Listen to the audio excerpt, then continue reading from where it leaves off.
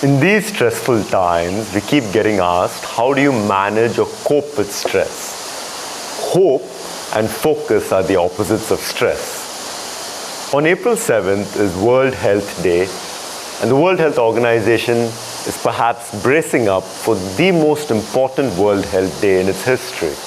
As we go through a pandemic of unprecedented proportions, where most people are having to work from home, let's look at some things that we can do to ensure that our stress levels are managed. Firstly, let's define what is stress. Humans experience stress or feel that, or they perceive things as a threat when they do not believe their ability to cope with the obstacle. And this could be a person, a situation, a stimulus, but they do not believe that their ability to cope with the obstacle is enough for the demands of the circumstance. This is very important. They do not believe their ability to cope with the demands of the situation is enough. Now, there are two things implied here. One is your ability to cope with stress, and the second is your self-belief that you have that ability. So first of all, let's train what that ability to cope with the coronaviruses, with stresses that comes with this entire scenario. The WHO defined in 1948 a very progressive, forward-thinking definition of health, where they said that it's a complete physical, mental, and social well-being, and not merely the absence of disease or infirmity. Therefore, when we look at the physical aspect of health, what can we do? We have to ensure that our immunity is at the highest. So for that, the number one thing to be done is to sleep well. It's perhaps easier said than done because we've been anyway going through a lack of sleep epidemic for many, many years, decades. But it's important in these times to get 8 hours or a minimum of 7 hours of good sleep. Now, there are ways to do this, including turning off all light sources, darkening the room, keeping the room temperature a bit cool, and preparing what we call a sleep ritual, all these things. And trying, and the most important factor is sleep at the same time, get up at the same time every day.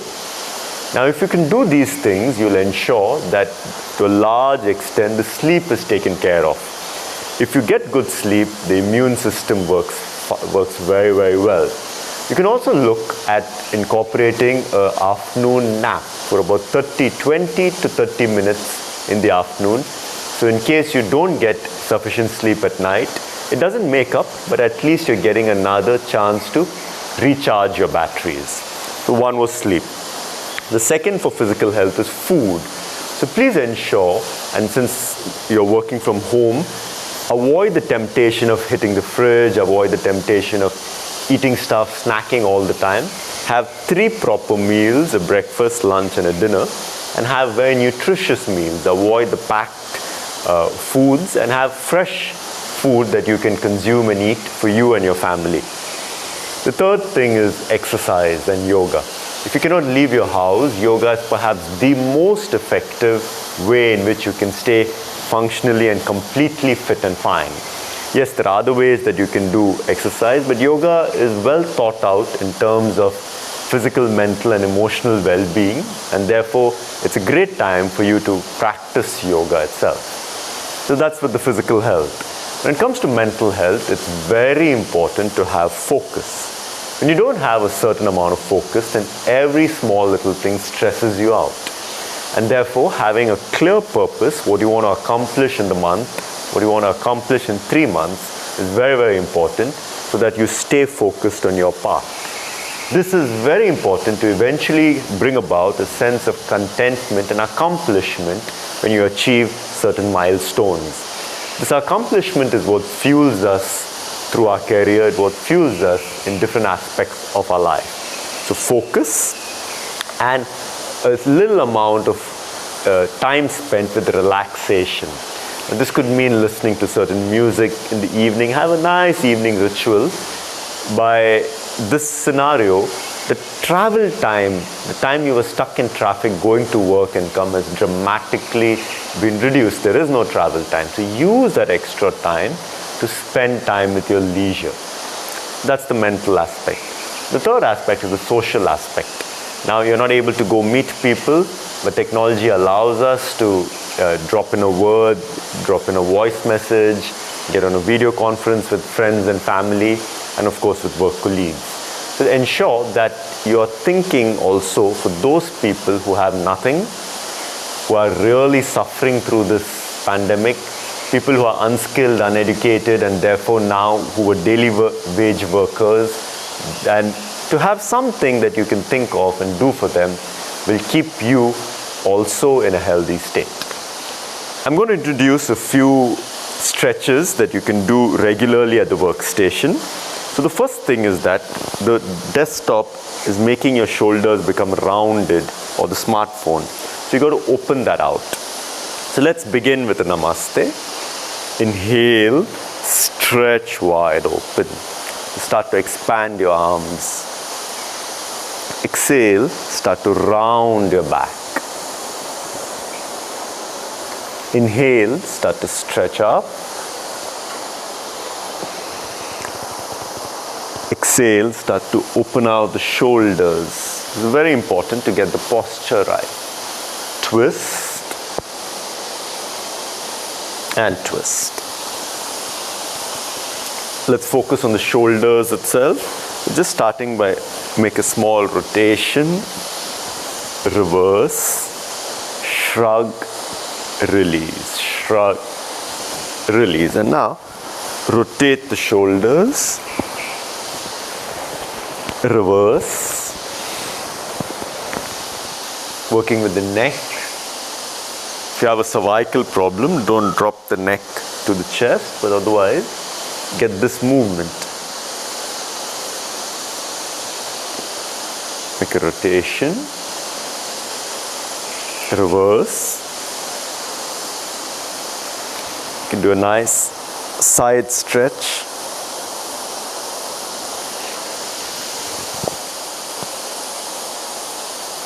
Stretch the tricep. There's a lot you can do just at the workstation. These are the most important stretches for the shoulders, neck, that over the years of teaching corporates that I've created, or rather put together. About 10 years ago, the predominant challenge that we faced was how do you take yoga to corporates? So what I started doing was this thing called desktop yoga, because otherwise people wouldn't have the time or inclination to do a full-fledged yoga practice. Support your hip, drop back,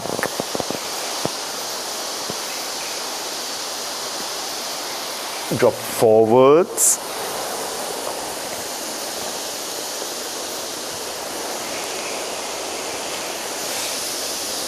and just make a small rotation of your hip.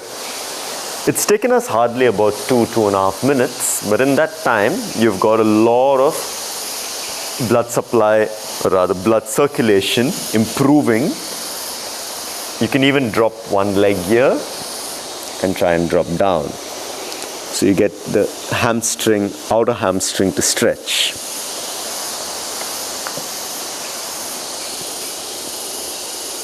So that was the movements of the body. The next thing that we got to do is train the eyes and then train the breathing. So to train the eyes, look at the tip of your thumb as it moves towards you, and as you breathe out, move out. Likewise, go to the side, start to rotate.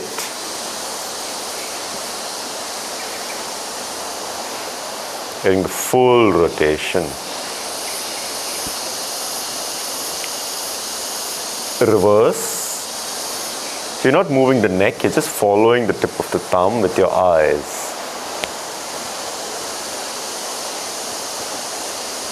And then rub your palms together, taking the warmth to your eyes. To do deep breathing, let's first do Kapalbhati. Block one nostril, exhale 10 times.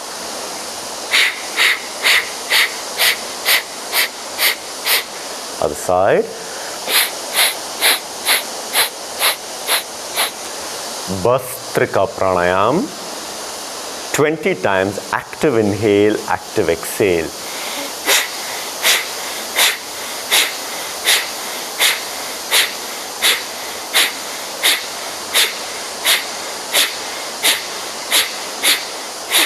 You can avoid it if you have hypertension, anxiety. But this, for everybody else, has energized the body. Now we are going to finish off with 10 slow breaths. So with the eyes closed, focused on the eyebrow center, we call it Shambhavi Mudra. The tongue touches the soft upper palate, Kechri Mudra. And just focusing on the breathing. Breathe in, hold, breathe out. Breathe in,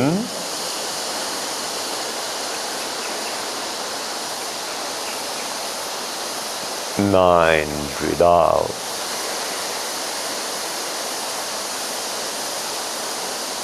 Breathe in 8, visualizing, moving up through the spine to the eyebrow center.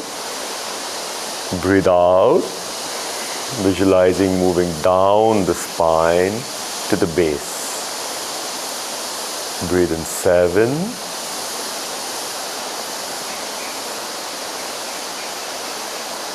Breathe out 7. Moving through the spine. 6.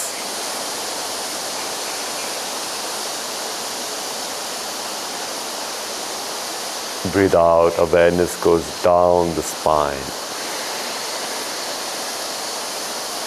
Continue counting 5 more breaths. If you lose your count, start again at 11.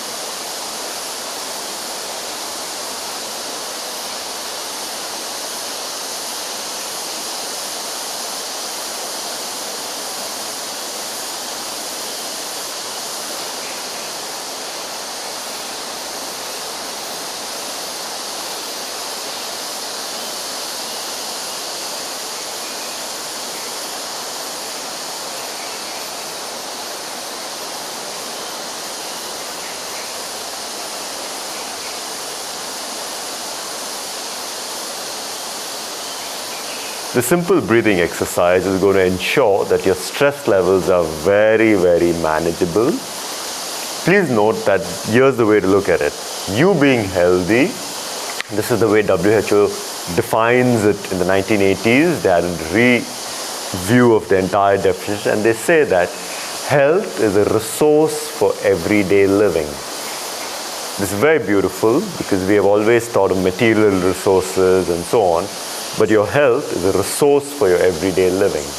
With that in mind, you being healthy makes you a pillar of your community, your family, work friends, larger circle of friends, and so on. So being healthy is no more just your pursuit. It's the best thing you can do for everybody around you. Let's stay healthy and celebrate World Health Day in the best possible way by promoting our and everybody else's health.